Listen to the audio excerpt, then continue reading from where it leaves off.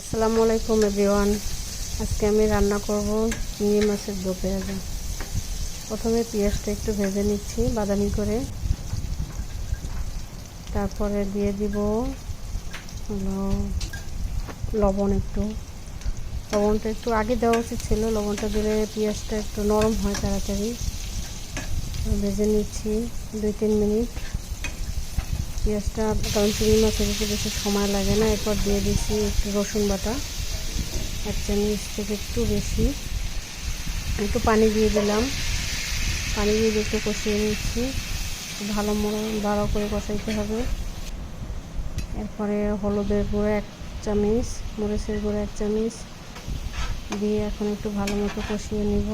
একটু ভালো করে কষাতে হবে, এই কাঁচা গন্ধটা চলে যায়। এইভাবে 2-3 মিনিট কষাইতে হবে। কষানোর পরে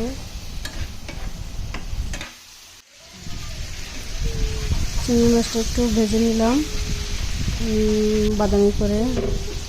ভাজা হওয়ার পরে একটু লাল লাল হবে, লাল লাল হওয়ার পরে চিংড়ি মাছটা আমি দিয়ে দিচ্ছি মশলার ভিতরে। আপনারা এরকম তেলে ভেজে নেন কিনা আমি জানি না, তবে এরকম ভেজে খেয়ে দেখতে পারেন একদিন। রান্না প্রায় শেষ, সবাই ভালো থাকবেন, আল্লাহ হাফেজ।